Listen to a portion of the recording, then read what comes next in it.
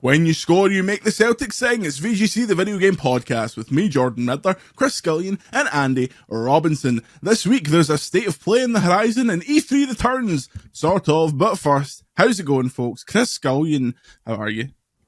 I'm good. I'm rather tired, which is concerning because I'm going to the zoo later with my daughter, and I'm hoping that I'm in zoo. I'm going to the zoo with a Wayne, and I'm hoping that I'm stable enough in the mind to drive there without incident. I'm genuinely shattered, but I'll be good. Looking forward to it. See a few. Edinburgh Zoo's still decent. I've not been there in a long time. I think you'll find we're going to Five Sisters Zoo, the offshoot. So I don't like Edinburgh Zoo because there's an enormous hill in it. And that doesn't agree You're with me anti-walking. But there's also Five Sisters Zoo, which is like 20 minutes out of town, and it's really good. It's a kind of smaller zoo, but a cooler vibe. Nice. So we're going to go there. That chilled out, relaxed vibe. Speaking of chilled out and relaxed, Andy Robinson, how are you? I'd rather hung over, to be honest. Yeah, it's going to be a bit of a lax podcast from me. Oh well. I had a few beers last night. Were you with an old colleague? Not out on the tiles with Chris String teasing people on Twitter, no? No, not this weekend. That's last weekend. I'm glad you said just a few beers. I hate people who always go, I had a couple of shandies. And like, do you know, I stopped myself saying it. You got meant to say it. A couple of beveraginos, you know? I know. Some sherries. One or two nightcaps. Well, if you'd rather spend your money on good, honest journalism than one or two sherries, patreon.com/videogameschronicle, more podcasts, more videos, and your chance to win. Give me a little GMTV like prize winning music, Chris. A little da da da da da da da something like that. In the background. Yeah, please. This copy of Kingdom Come Deliverance 2 Gold Edition. If you're listening on Friday or Saturday, you can still win. Join patreon.com/videogameschronicle for all the instructions you need to know. Hashtag hands. That's enough, Chris. Wrap that up right now. Thank you. Chris, you teased on the pre-show that no one will have access to because we weren't recording it, that you have an energy drink review for us. Do I? Gentlemen, we've had many energy drinks endorsed by celebrities in the past. We've had Tyson Fury, we've had Levi Roots. Tom Ivan's energy drink, which is good. But I give to you sour apple flavoured Let's Get Ready to Rumble, the official energy drink of ring announcer Michael Buffer. Excellent. The iconic voice of boxing. Wonderful. Brings you the heavyweight champion of energy drinks. So when Michael Buffer is offering you 160 milligrams of caffeine, you don't turn the boy down. Where does one even find this? I don't know. My wife got me. She says, I thought you might like this. I'm like, you know me better than I know myself. So we're going to attempt Let's Get Ready to Rumble, sour apple flavour. Were you aware, Chris, that in order to avoid paying Michael Buffer a tithe every time it's played, that's why the Ant and Dec song, PJ and Duncan song, is spelled differently? Get Ready to Rumble. What's his brother say, Bruce? He says he's the UFC guy. He's got a different catchphrase. Yeah. Chris is imbibing a bright green can. Sour apple. Does it taste like sour apples, Chris Gillian? It does. It's not very sour. It's a lot like Apple Tango. Getting Apple Tango. That's actually quite nice. Fair play to the boy. No, Michael Buffer's delivering. Yeah, I'm sure he was in the production of it. He was standing in the vat, crushing the apples with his feet.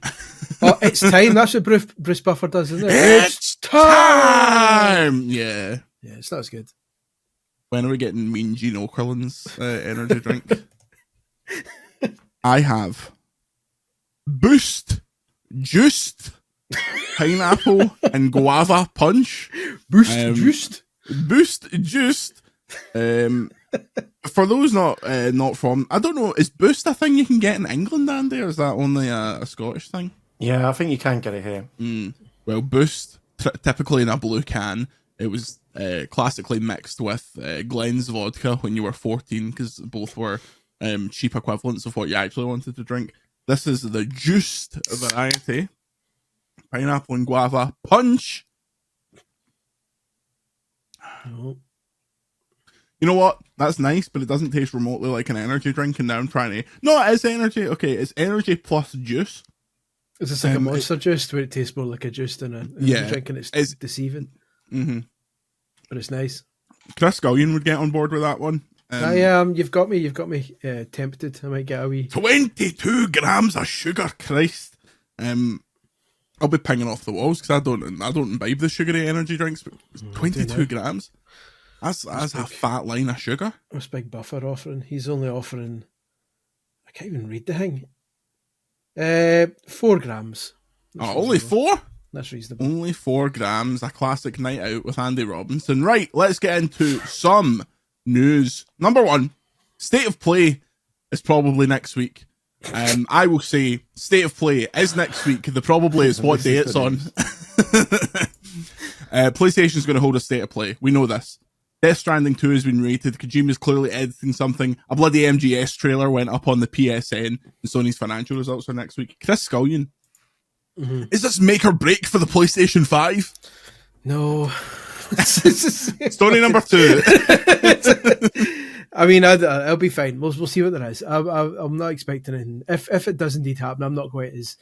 It's going to happen. Quite as pin my colours to the mast, if that's the phrase as you would. But if it does happen as likely as it seems, I would imagine it'll be fine. People will watch it and go, that was good. I don't think they're going to say, here's all the big games you were waiting for. I think those are still in the pipeline, but we're not going to see much yet. It'll be fine. Do you think it'd been slightly more effective if Konami hadn't just lobbed their announcement trailer up on PSN for a laugh? That wasn't ideal, but Hellbend, like that game was supposed to be out next year, last year anyway. I played it about 8 months ago, and they were like, "Yeah, 2024, here we go." So they can't do something. Go, was it August? They're saying the date might be. Well, that's August 28th. Yeah, but yeah, if there is one coming, I'm assuming it'll be fine. It'll be good. No, Kojima's hard at work on Adobe Premiere as we speak. Yeah. Putting together his trailer, trying to find another old Mike Oldfield song to whap onto it. And then, it'll all be well with the world, but it'll be fine. It's a State of Play. It's not like a showcase. It'll be... Yeah. I think manage expectations.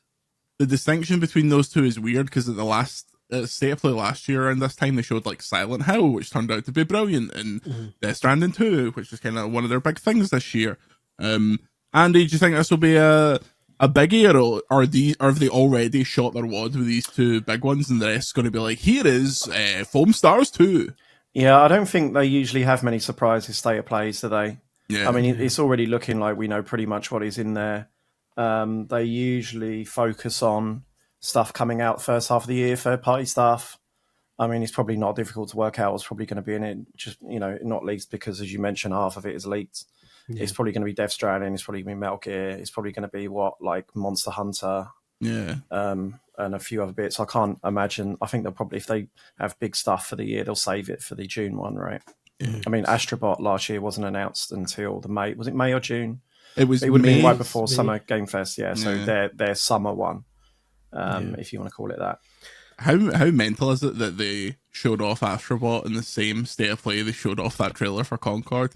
Like within 10 minutes of each other. That's like, it couldn't be a better story for how Sony's year went last year. How about the Silk Song of the State of Play series? Will we see Bloodborne this time? Or I think they would save Bloodborne for a showcase, because that's I'm just noticing that apparently someone who did a 60 FPS patch for Bloodborne recently had Lance McDonald. So to be fair, Lance almost McDonald certainly is going to lead to nothing. Lance McDonald's very much for the past couple of years been like, ha, look what I'm doing, Sony. So when you wave your willy in their face, it's going to get cut off.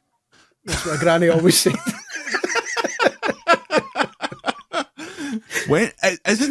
Is 2025 the 10-year anniversary of Bloodborne? Or was that here we go. The gears are turning. Bloodborne anniversary. Well, when did Google become so pish and absolutely useless? So, Bloodborne came out on the 24th of March, 2015. So, Chris Scullion, are you telling me right now, are you shaking my hand and saying that the remake's coming out on the 24th of March? I didn't say a remake. We might just be getting a patch. A PS5 Pro enhanced patch that only takes it to like 40 frames a second rather than 21 or whatever it's at. Sold. Yep, Yeah, done deal. I'm not so sure. I'd be surprised if they ever bother their arse doing anything with Bloodborne ever again. I think Death Stranding 2 is probably out in like May or something like that, considering it's been rated.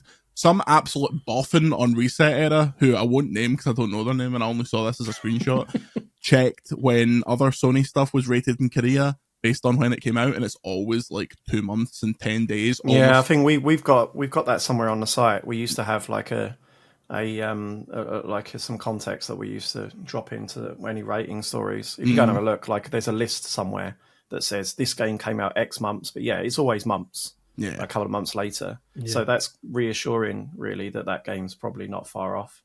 Yeah. Chris Gullion, what if it comes out May 15th, the same day as Doom the Dark Ages? Switch 2 launch I'm title. not taking that one. I'm not having that one. I've got a few conspiracy theories, but I'm not going so far as to suggest that Death Stranding 2 will be a Switch 2 launch game. I'm not biting on that one. Any new ones this week? Are your waters rising? I forgot to do my one last week, which was that when they announced that the eShop was in Japan was no longer taking foreign credit cards. I was like, that's almost certainly because I say almost certainly. That's my theory is that because they're stopping taking foreign credit cards like a week before the Nintendo Direct for the Switch 2, and I bet they're going to say the first pre-orders are on the My Nintendo store, and it's to stop foreigners taking up the Japanese stock. Yeah. That's my prediction. But then somebody came up with a more reasonable excuse that it's probably just some sort of international law that they're adhering to, so which is less exciting. But we'll see. Nintendo doesn't operate under international waters. Let's move on to story number 2. Xbox's multi-platform plan can succeed, quote, like Sega, says former PlayStation boss. Sean Layden was doing the rounds. He'll go on any podcast apart from ours, apparently. Not that we've asked him, but he says, quote, multi-platform is a strategy, particularly in a world where cost of development is increasing so dramatically. What does it do to their brand? It makes the conversation harder to create FOMO. That's the fear of missing out. You're trying to do that by bringing everyone to your platform by saying, if you're not here, you're missing out. But if it's available on all platforms, that's one of your marketing tactics you can't use. Quote, we've seen it before. I was in the business when Sega brought their Dreamcast titles to PS2. Then in time, Sega became software-only company, and they've had a great transformation in that sense. So it does have historical precedence. Chris Gullion, does everyone forget when Sega was absolute mince for about 10 years after they stopped doing consoles? And I also don't buy that he's making the next logical step that Microsoft stops making hardware, and they've already said they're going to keep making it. So I don't buy it fully. What you're saying? That's damage control, though, isn't it? Let's be honest. I think there'll be a successor, though. The fact there probably will be, but it's not. I'm not suggesting it'll be a competitor, just that they're not going to go full Sega and say we're totally stepping out the hardware market. But it feels like it's low down their list of priorities now. I mean, the fact that they've decided to announce it, I don't know, when do they reckon they're coming out? 2 years, 3 years. Yeah. So they are like a year ago, so 3-4 years ahead. Yeah, we're definitely working on a console and it's so powerful and it's going to do this and it's going to do that. They're reassuring, they're trying to reassure the fan base, right? Yeah. If we said it last week, right? If they did so well getting ahead of the kind of the headlines with their kind of podcast appearances and stuff like that, because otherwise we'd be going, what the hell is going on? I mean, you're going to slowly see it happen this year. I think them, it's already difficult to get a Series X from certain retailers in certain territories. Yeah. I think you're going to see them kind of like slowly dry up in certain markets. I mean, they always have hardware, yeah. But it's not. Yeah, carry on. Go ahead. Like we said before, it feels like they're doing the right thing. Like it's if your console's not going to compete, then and there's money to be made elsewhere, then do it. And forget all the console war shit and people moaning about it. Like, just get on with it. Like play the games for the console you've got. It feels like they're making the right move, and you see people like Square Enix and the like saying we need to go multi-platform because exclusivity deals aren't working for us anymore, like in terms of our bottom line. Then they're just doing what seems to be what's going to eventually naturally happen. I think Sony will be the very, very last to decide to put a PlayStation game on an Xbox console, so I don't think they're going to jump 2 feet in. But the fact that they're releasing stuff on PC shows that even they're kind of nudging towards it as well. I wouldn't be surprised to maybe in the future see some PlayStation stuff on Switch too, maybe. I think you But get certainly not PlayStation stuff Xbox. on Switch too, but I don't think they would ever bother with Xbox, because what's No. the point? Like, Yeah. you get the first. I don't even want to say this because I don't want it getting run with, but I was having a conversation with someone that would know, that said that at one point there was credible chat about the first Horizon game coming to Xbox, but I think that may have sailed in subsequent years. Although, considering the PlayStation's philosophy is let's just release Horizon games, they might just put it out there for a laugh. I bet you get the first Horizon game on Switch 2 within 18 months. Aye, Forza They Horizon. just can. Yeah. Finally, PlayStation's got a good Horizon game. Yuck, yuck, yuck. Says the thickest, mince-brained bastards on the planet. I think it's really funny that Sean Layden's been out here, having left PlayStation, just like still being like, "Oh, we dig to Xbox." And we fucking go. Here's a point. So Forza coming to PlayStation, and they said in the press release and all that, every car and all the DLC and everything will be coming to the PlayStation version. Does that mark the first appearance of the Halo Warthog on a PlayStation console? Was it in Fortnite? Is it in Fortnite? I think just Master Chief was in it. Mm, I'll need to double check though. Yeah, it Maybe, could be. double The check. first but not the last. Oh, I'm hearing that the Master Chief Collection is coming to PlayStation. Can we do a new segment every week where we predict things that are obviously going to happen so we can get some kudos? The next PlayStation console Yeah. will come in a poor quality cardboard box. Get that right up. Reset era, get on there. Andy Robinson claims. Disappointing packaging. I have sources in China who make the boxes who tell me that Sega has placed an order for the lowest quality cardboard imaginable. My man Johnny Cardboard gets me all the info. But the PlayStation boxes are biodegradable. There will be a different color Xbox controller. Johnny Cardboard famously They're crumbles playing under it for pressure. the next few months. They will announce the next Xbox controller just after they shut Obsidian and say we're never going to do Fallout New Vegas 2, and everyone's going to be thrilled. Yeah, you'll get. I think you'll get the PlayStation stuff on Switch too, because why wouldn't you? Maybe apart from Sony just being a bit kind of weird about it, but Lego Horizon showed that they're not averse to it, so it's going to be a case of whatever fits, whatever suits, they'll do it. I don't think we're going to see a Gran Turismo on there anytime soon. Concord maybe 2. Maybe they will. There's nothing like it on Switch. Chris, if they put Gran Turismo on the Switch, let me tell you, we are doing a video where we play the cafe. Play in a cafe. Come on, that's Bunch content. of pricks. Chris, we've spoken plenty. Cafe. So let's do a full-on Andy Robinson story. Hideki Kamiya video reveals 5 more leads have quit Platinum, including Bayonetta's 3's director. Do you know how many screen caps I needed to take to get this story? Speculation has swirled in recent weeks about the future of Platinum Games staff after Kamiya announced a new studio backed by Capcom, which is partly made up of former Platinum developers. This was followed by recent speculation that many of Platinum's other lead creators could have followed Kamiya out the company after they removed references to Platinum from their social media profiles. On Tuesday, Kamiya seemed to confirm several high-profile Platinum exits with a bonus segment of his latest YouTube video, which features, in his words, footage of a, quote, former Platinum game director's drinking party, the money I would pay to be in that room. In addition to Kamiya, the party was attended by Bayonetta Origins director Abebe Tenari, Bayonetta 3 director Yusuke Miyata, Astro Chain director Takahisha Built a Taura. rod for your back here. I know, halfway through that, I was like, I'm absolutely shagged here.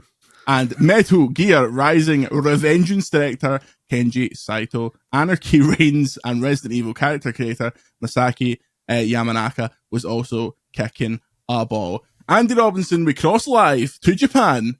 What's going on? What on earth is going on at Platinum Games? They're getting pissed with their mates. What is going on over there?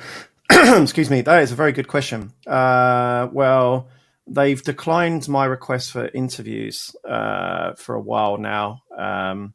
There's clearly a lot of change going on over there. You can see that externally. It doesn't take a genius, right? They've kind of been quiet since Camille went. Camille has kind of like heavily hinted about changes and philosophies and blah blah blah that kind of inspired him to walk. You get the impression that, and this is an educated guess, I don't know this, as someone who's been around them a lot the last couple of years, this is my speculation.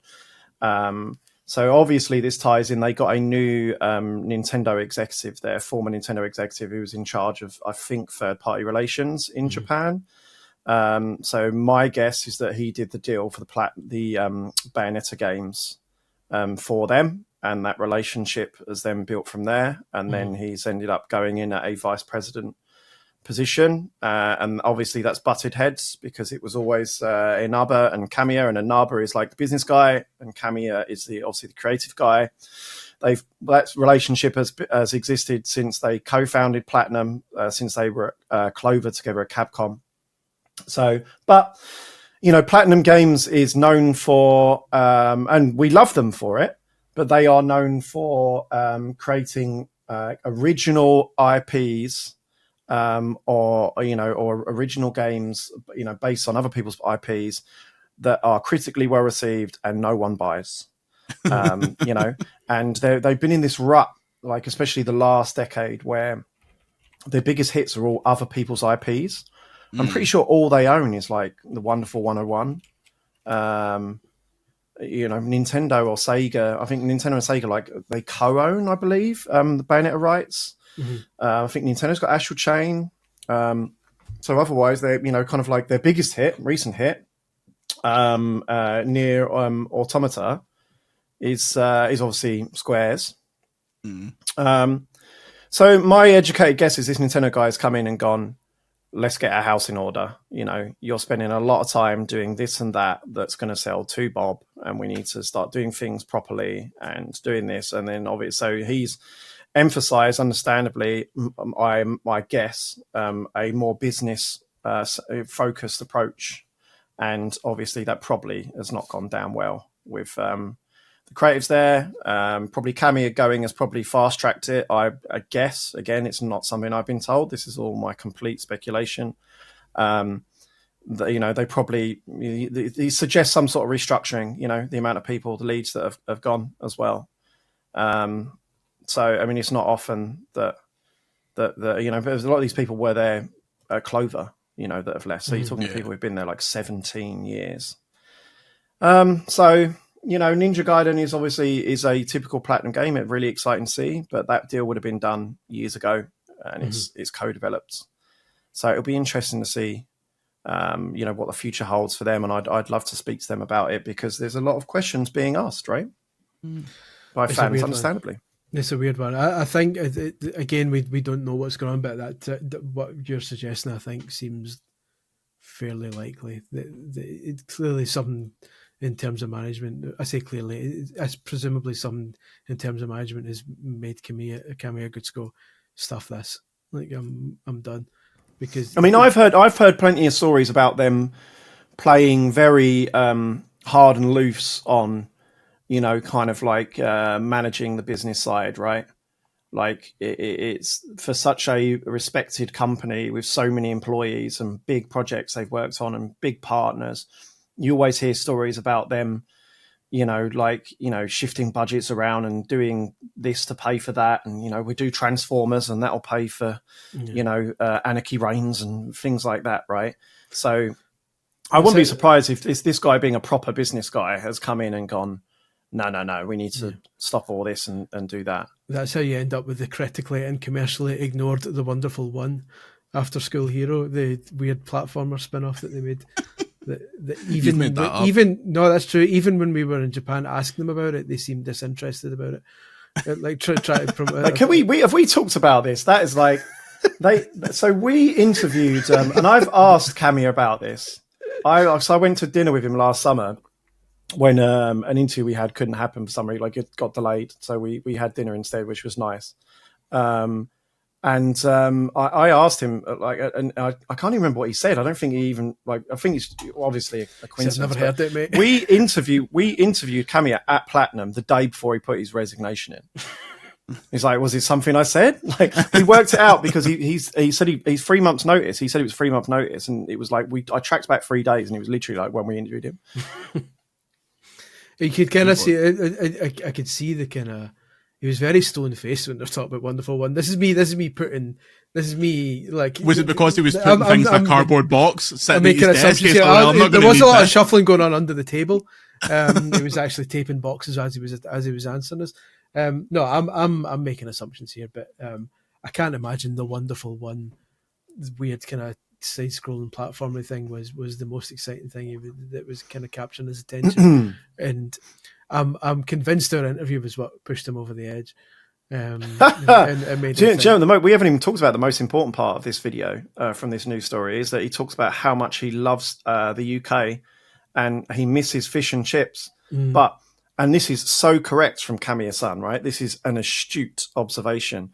He says, whenever I come over and I ask for fish and chips, the PR at whatever company, publisher I'm with, will go and take me to a posh fish and chips restaurant. But I don't want posh fish and chips. He says, I want greasy fish and chips. He also made a point to scold us on behalf of the entire Western world for getting the definition of katsu wrong.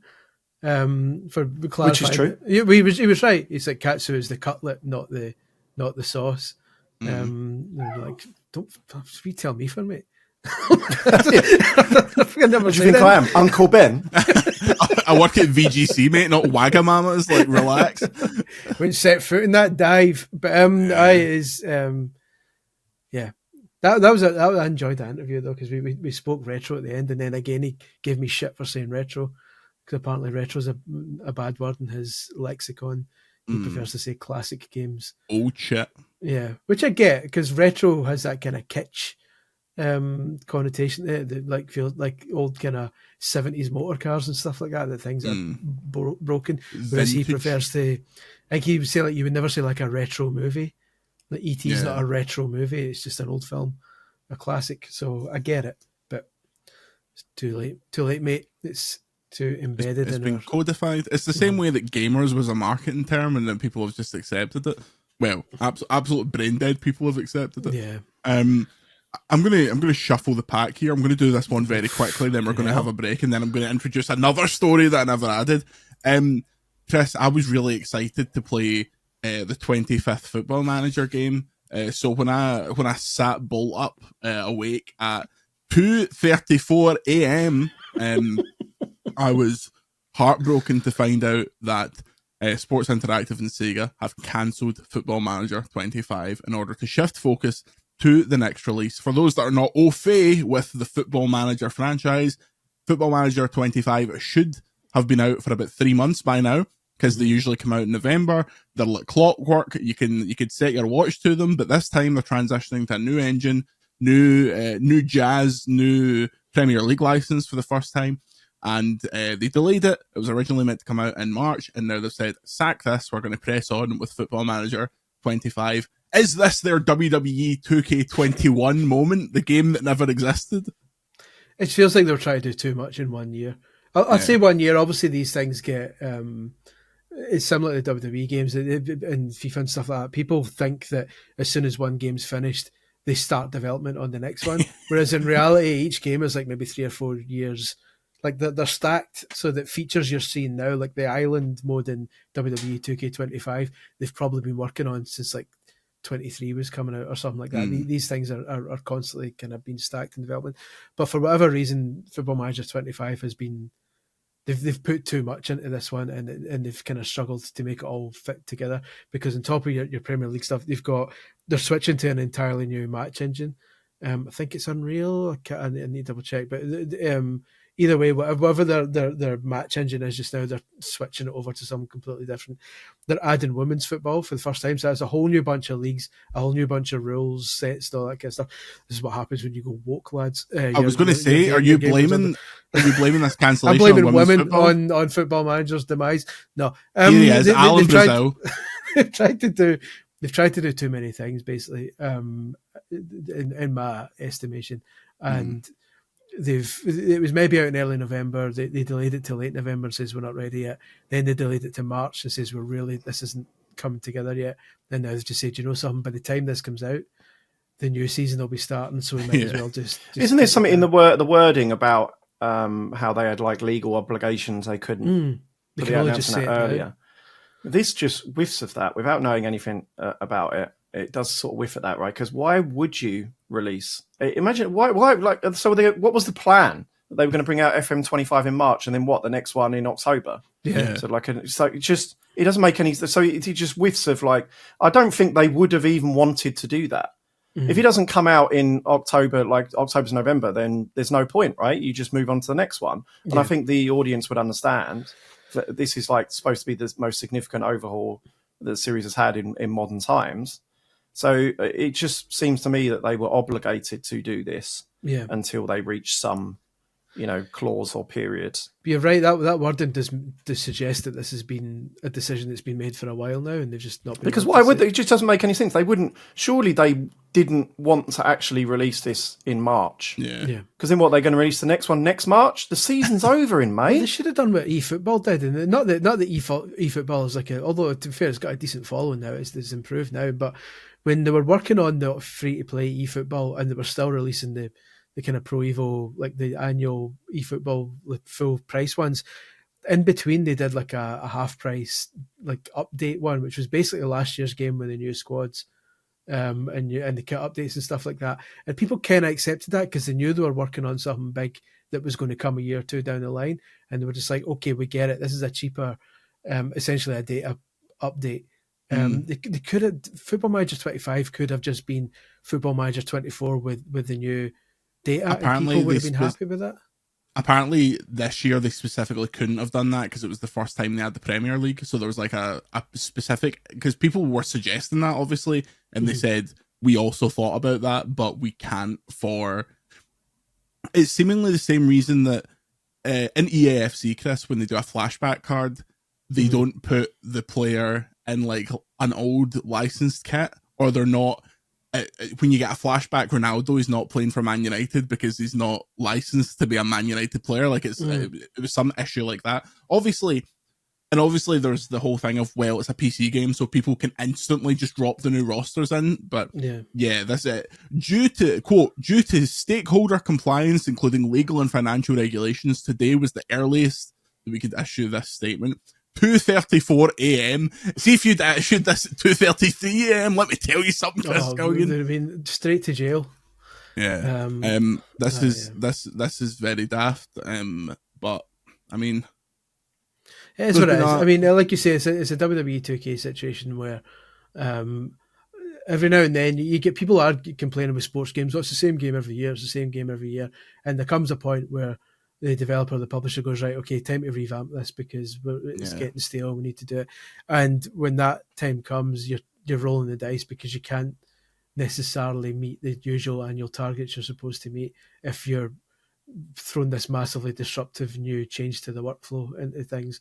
And sometimes it works. And sometimes you get a WWE situation or this Football Manager situation where they say, look, we've made an arse of this. Or not made an arse of this, but we haven't been able to deliver this in the time we wanted to. We need more time. So we're cancelling one. So it's a shame. It's unfortunate, but it's either that or they release a broken Football Manager 25 and everyone says Football Manager shit now, and it does more damage to the brand than just not releasing anything would have done. Agree. Okay, after the break, we'll have chat about WWE 2K25, the return of E3 ? And your questions. Patreon.com/Video Games Chronicle for more podcasts, videos, and more. And we'll see you in a minute. And we are back. Bonus story. Chris Scullion, tell me everything you know about the game Project Ethos. Project Ethos? Very little. That's not what I've been tracking, to be fair. I don't think many people know much about Project Ethos, do they, at this point? 2K Games has reportedly fired Michael Condrey, founder and president of Internal Studio 31st Union. According to Kotaku, Condrey was dismissed following a muted reception to the studio's debut game, Project Ethos, which Exhibit was revealed. last year. 2K said that Condrey is now serving as an advisor on the free-to-play third-person roguelike hero shooter, to which it remains very committed. Condrey previously founded Sledgehammer, alongside after being the chief operating officer of Visceral Games, God rest them. Project Ethos is a game that I didn't realize existed, and then it was quite quickly pointed out to me that the news story on VGC, 2K reveals Project Ethos, a free-to-play third-person roguelike hero shooter, was written by Jordan Midler. So it really made an impact on me. Andy, does this game ever release? What is it? Project Ethos. It's a free-to-play third-person like, roguelike genuinely, hero shooter. this could be a prank, right? You could have just made it up on the spot to see if I'll just react to anything. I have no idea what this game is. Well, Andy, it's a free-to-play third-person roguelike hero shooter. It sounds original. Sounds novel. Shape your playstyle every match through evolutions, powerful, semi-randomized upgrades. It'll either come out and do nothing, or it won't come out. There we go. But that's I'll put my two crystal balls away. That's what they're telling me just now. Evolve a sniper into a close range skirmisher, or a support role into a powerful lone wolf. I'm never not evolving my snipers. So offer me something new. Build your hero to suit your real-time personal playstyle. Apparently they did playtests for this game. Right into the podcast. If there's anyone on Earth that played Project Ethos, I apologise because we're sounding really arsey just now. But like genuinely, like this is we're not. You cannot keep getting away with just making games like this. This is nothing. I know, but people are trying. People are working their hardest on this, and like for whatever reason, it's not landing. And like we're laughing and joking about it, but at the same time, it's quite disappointing that for whatever reason this game has just failed to land whatsoever with the three of us, and I would imagine quite a few more people. And it seems like it's being primed for death almost, like before it's even out. They revealed this game after Concord had already shut.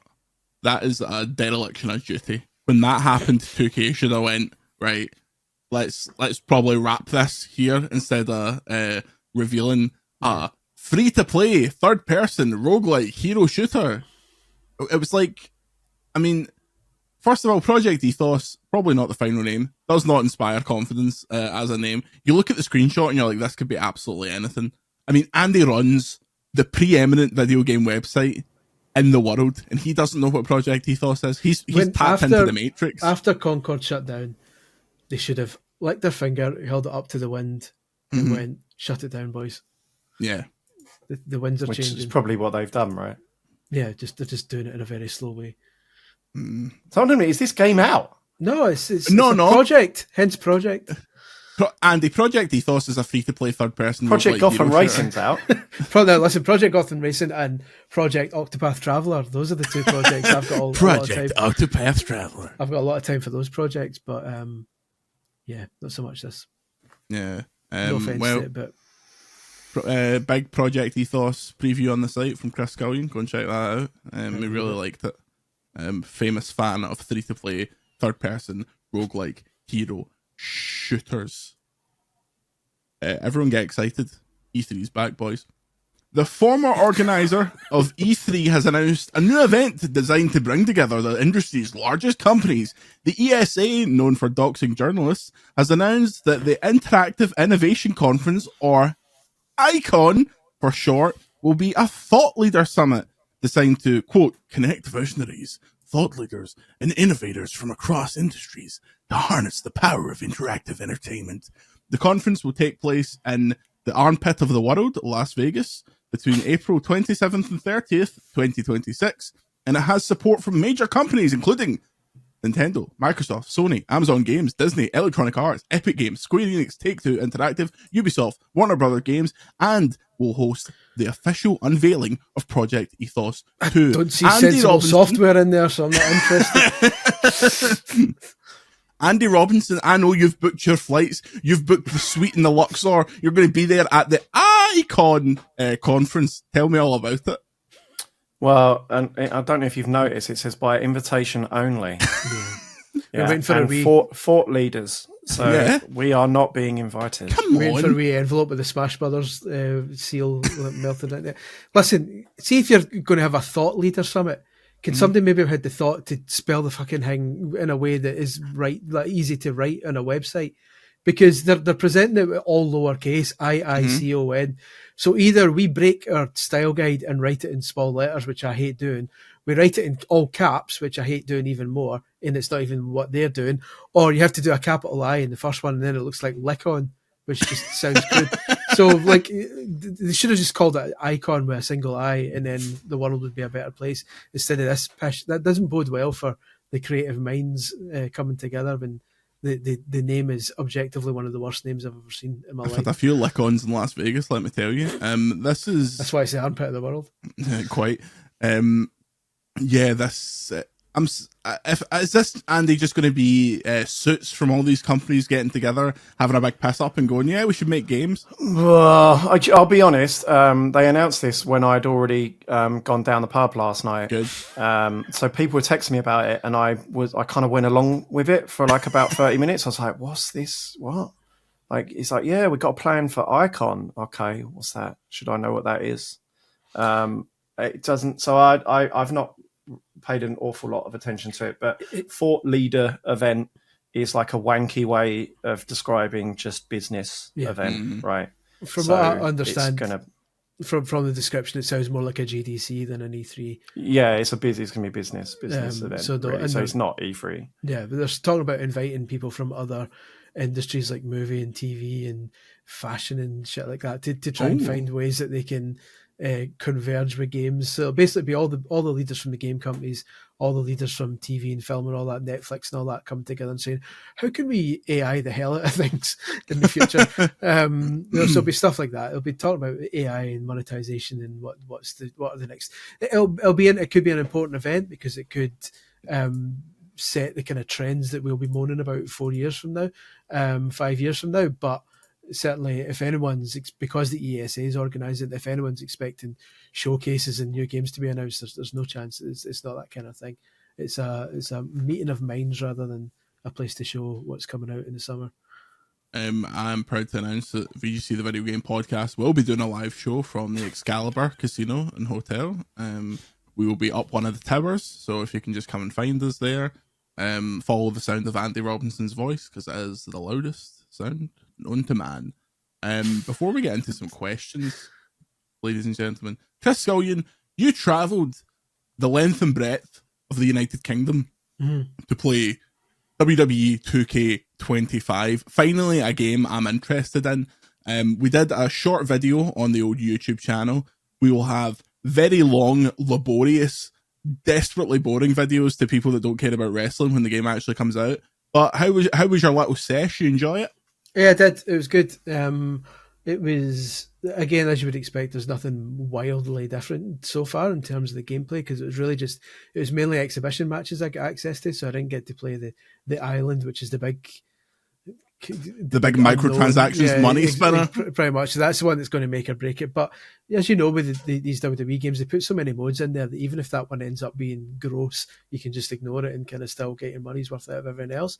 But yeah, so far it seems good. The few changes that I've seen are quite cool. Tomorrow we'll be putting up, because weirdly there's a Saturday embargo on one mode that we're going to put up footage of. Well, I'm allowed to say there's an embargo at least.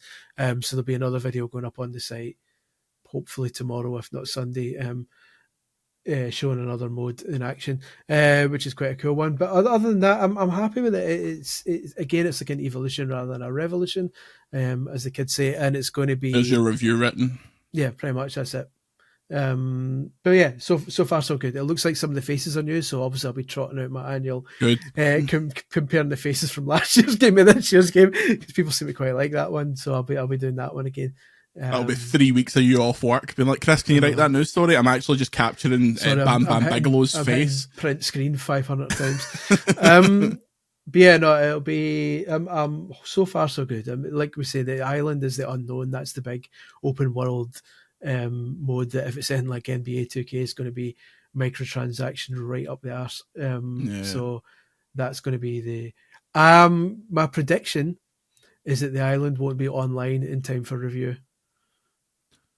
I will take you on. You want to know my prediction? Go for it. We don't get the game early to review because of the island, in the same way that we don't get NBA early to review. We'll see. Yeah, but we'll see what happens. We'll see. I would be very surprised if reviewers were given free reign with the island. Free Roman Reigns. If free Roman Reigns, if it's going to be Epstein's Islands. Well, we're definitely not getting review code. There goes the review code. We'll see. We'll be buying WWE 2K25 on the day it comes out and then starting the review. We will certainly not be getting it now. Andy, who's your favourite wrestler, very quickly? Jeffrey. Chris Gallian's custom guy. Oh, yeah. I mean, he's undefeated. He's 1-0 against Muhammad Ali. I put Muhammad Ali back where he came from, back in the grave. So there's that. God rest him. I should stress. Muhammad Ali, not Chris Gallian. Let's get into some questions. I asked for free-for-all questions. Andy, why are Spurs so shite? Asks Shodan. Because they don't. Well, you want the real answer, or because they don't? If you say a bad word about Ange Postecoglou, I will drive down there and smack. He's a very overrated coach. No, he's not. He plays nice football, naive football, for teams that have recently had a defensive clogger manager like Spurs did, who were desperate to see the ball go into the final third, and now they've just given up defending. So they'll be back to the clogger manager soon, I imagine, and the cycle goes on. Shame. It's purely because like the man is for the right reasons in other leagues he's obsessed with all-out attack, and that doesn't work in a league where all-out attack sees you leaking goals like crazy. So it worked in Australia and it worked in Japan and it worked in Scotland, but it doesn't work when you're actually in a league where people can ping the ball in from 30 yards without breaking a sweat, because you'll score a lot of goals but you'll let in more. And then how did it work in Scotland? Great times, Chris Gallian, great times. What a boy. Those great times are back. Jota's back on the wing. I know, I can't believe it. It's all good. It's just beautiful. The only Jota in world football. Yeah, truly is. Next question comes in from Carol Smiley. Thoughts on Kingdom Come dev pulling up a publication for a low score? Has anything like that happened to you? Two parts to this. First part, I think that was very, very silly to do. The first Kingdom Come get like a 60 on Metacritic, and this new one has about an 89. So I think moaning about low review scores in general is very, very silly. But has it ever happened to me? I've never seen a dev moan about one of my reviews. I'm sure they have privately, but not publicly. Andy, you ever had public backlash for saying a game was? They didn't even say it was shite. They gave it like 3 stars or whatever. Not that I can remember. I mean, if it has happened, it certainly wasn't notable enough for me to think about it. Yeah. No, because you're right. It's a bit of a silly thing to do, a bit naive to do. Critics have got opinions. Yeah. Why would you call that out? I mean, I understand why I mean, I've been developer side, right? I mean, I've been on the side where we've seen. I mean, we had a review of Ukulele, right? And the quote was, "It's literally impossible to have fun with this game." Right? Now that, like, pick the bones out of that, right? Which is I was quite proud of that line, to be fair. Yeah. But I think you've misused the word literally here, because that's literally bollocks. In fact, if you scroll up and see like the positive reviews from other outlets, you'll see that some people did have fun. So yeah, like I've been on the side of that, right? You just we don't tell them how to make games, right? Don't tell us how to do bloody reviews. Yeah,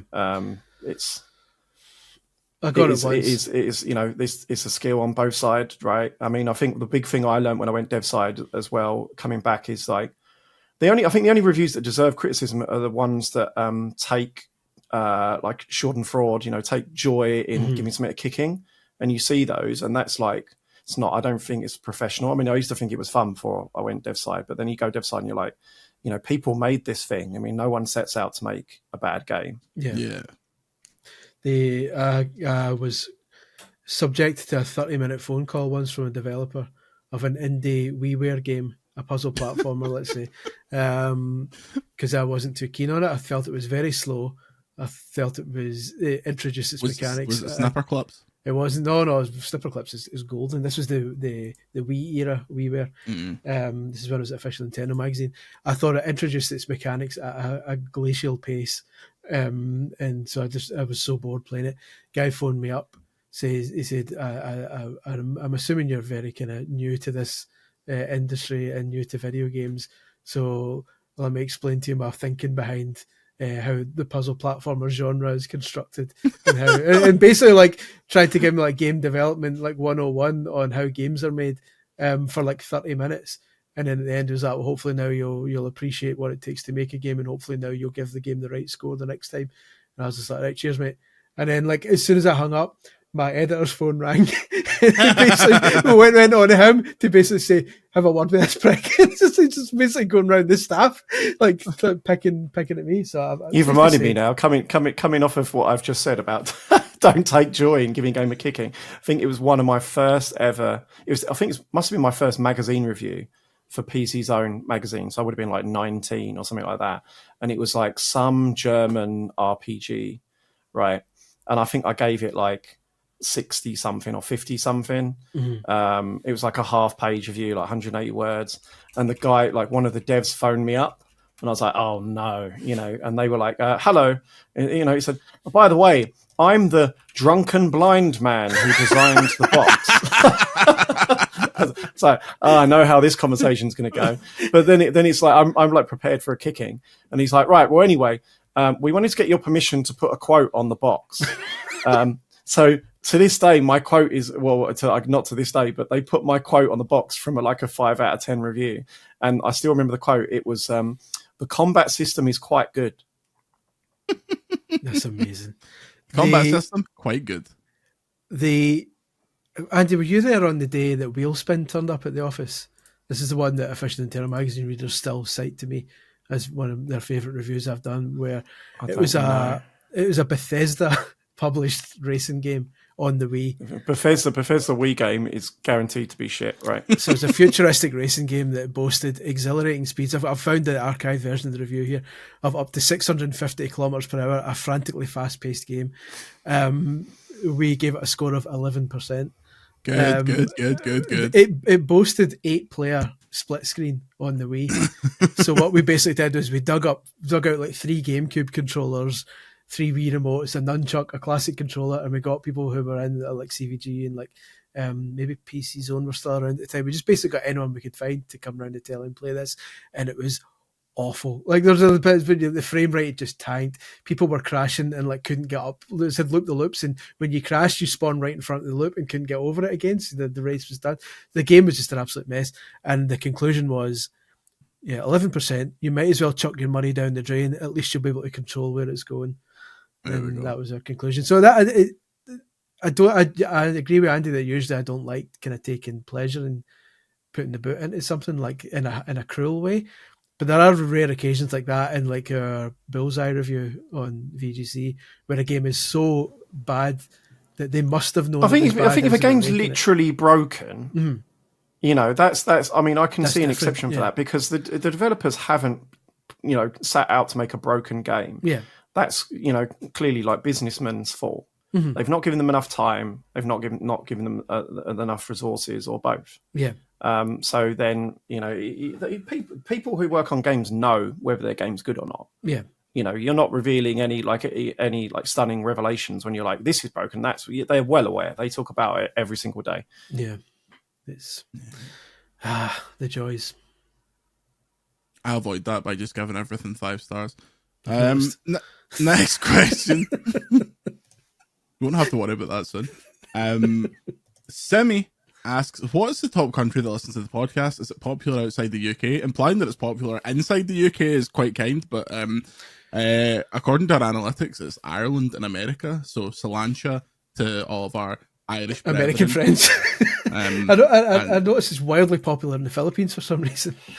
As well, I mean, when we joke, but when Chartable was, I mean, as soon as I start talking about America, I get the Trump hands out. When Chartable, which was a podcast service that like showed you your charts across iTunes, was still functional, we were the top gaming podcast in Finland for so long.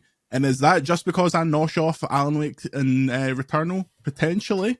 But also, I think there's a good amount of Finnish VGCers that are just big Chris Scullion heads. They've got Chris Scullion posters up in their wall. I mean, Finland's answer to Justin Bieber. So it's just as is. Justin Bieber's the most fucking modern reference. I was about to say, what a contemporary reference. You're going to hit me with some Gangnam Style patter as well? Fucking hell.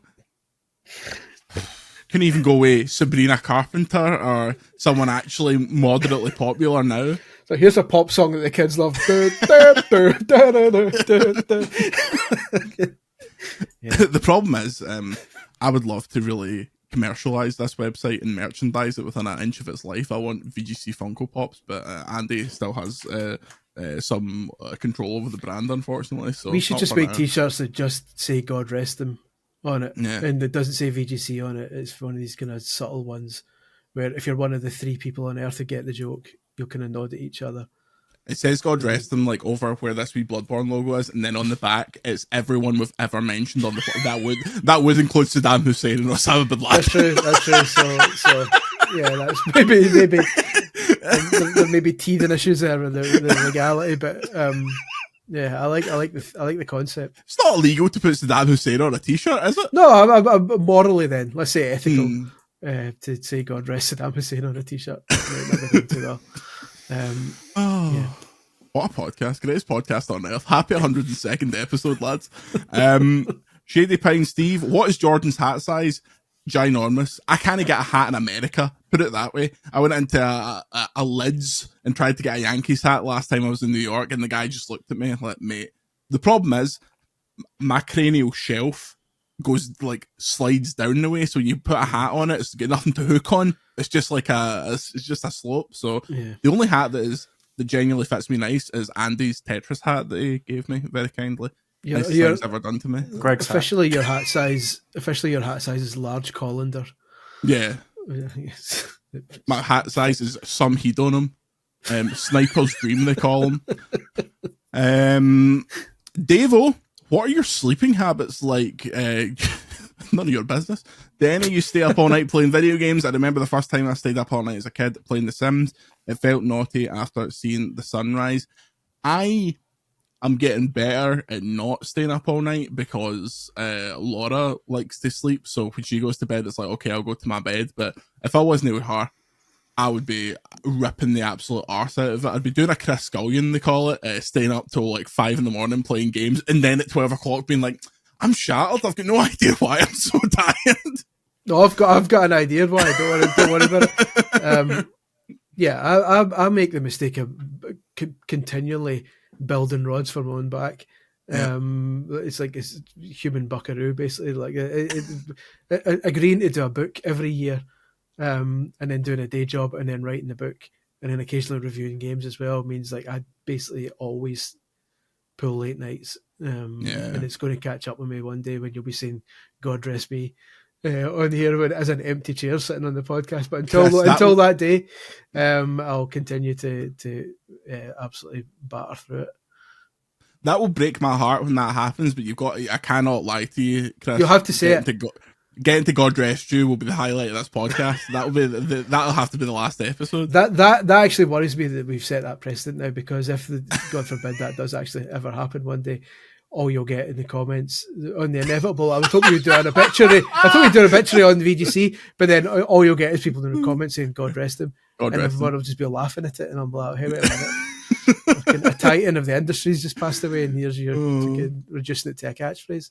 Yeah, Andy, you're a sleeping man. You stay up playing games. What do you do? No, not anymore. No, not anymore. I need to down tools mentally. 7 I don't o'clock need to hits be- straight in your down, bed. down tools mentally and down pints physically. That's what Andy's tattoo says: down in tools and down in pints. So that's the brand of lager that I drink. It's called Tools. 30 pence for a can. Oh, We're inevitably going to start moving on. Not me because I'm teetotal, but from energy drinks to beer drinks. oh Reviews. yeah. To beer drinks, otherwise known as beer. Yeah. Bit much for a Friday morning. A whiskey drink, a vodka drink. Patreon.com/Video Games Chronicle, because if we get to the point where we have so much money that we don't even need to bother with Google whatsoever, think how ridiculous this site could get. Andy would just turn up half cut, be like, right, here's every secret I know. That's the promise. Here's a list of pricks. Right, couple more, then we'll get out of town. Shay, how do you unwind from work? I don't. I've no unwound in about 15 years. Chris, you got an unwinding strategy? Yeah, write a book. Yeah. I just shift to a different type of work.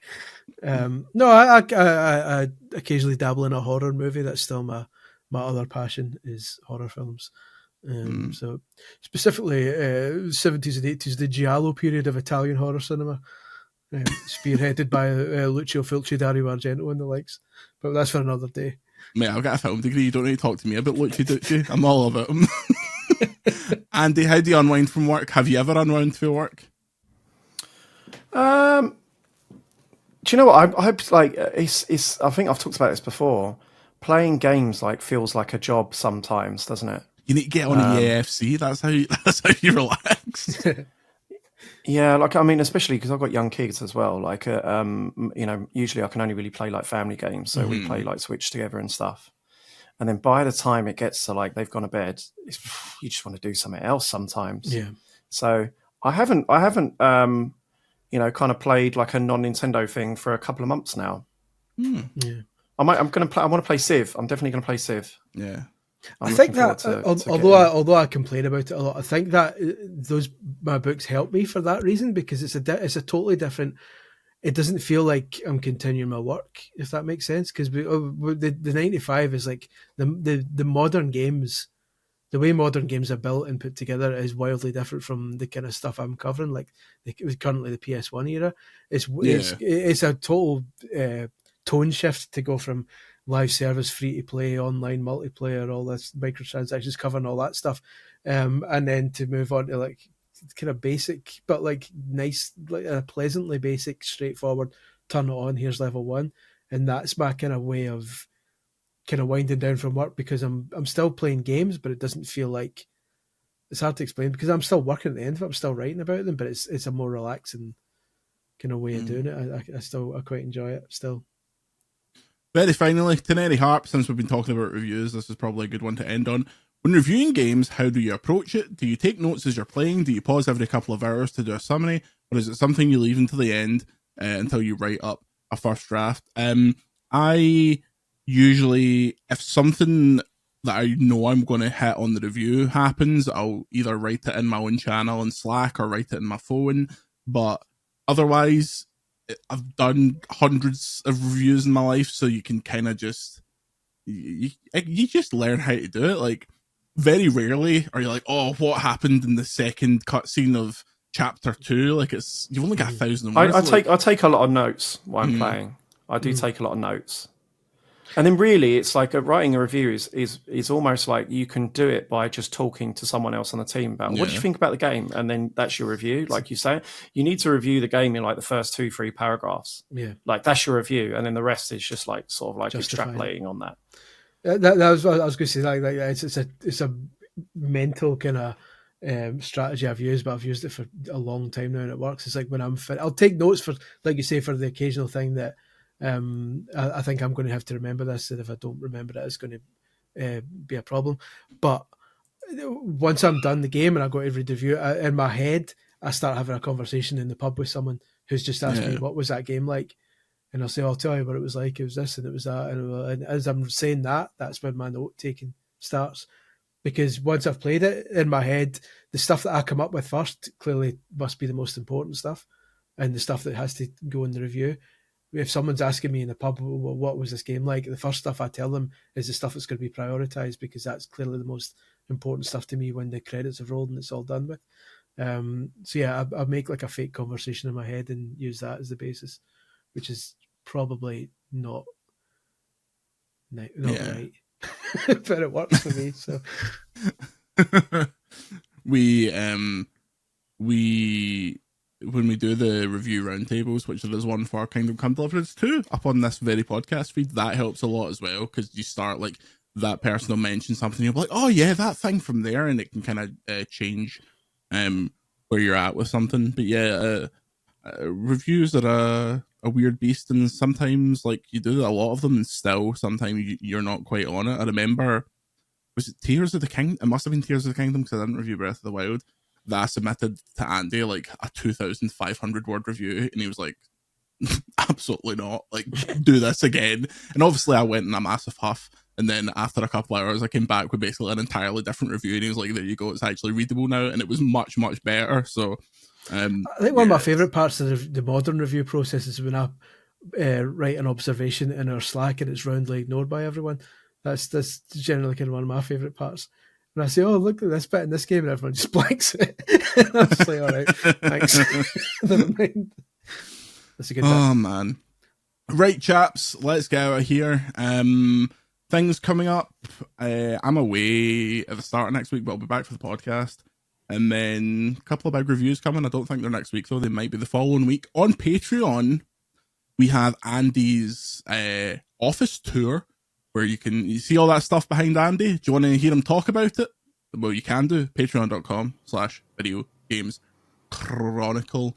It was nice to see when we put that up, a bunch of old heads joining, being like, right, let's see what he's got here. Let me see this fancy GameCube controller. Speaking of the GameCube, the critics are raving about CVG GameCube Edition, the latest episode of our retro podcast, hosted by the one and only Chris Scullion, featuring Andy Robinson and Mike Jackson. Mike Jackson, if you don't know, former Nintendo journalist, and who Chris and Andy wishes they still worked with rather than me. Chris, people were loving that. Yeah, I'm glad to hear it. I knew when we got Mike on, it was going to go down well, because we've got chemistry because we worked with him for so long. But he's got the anecdotes, and he's really good at breaking things down to a like ridiculously granular, like detailed level when discussing hardware and stuff like that. So I knew it was going to go quite well. So we're likely to get him back for some future ones. But so yeah, if that's something you're interested in, a deep dive discussion on the GameCube, then it's on our Patreon right now. Yeah. Right, chaps, let's get out of here. Andy's got an exciting trip tomorrow. Are you buzzing? No.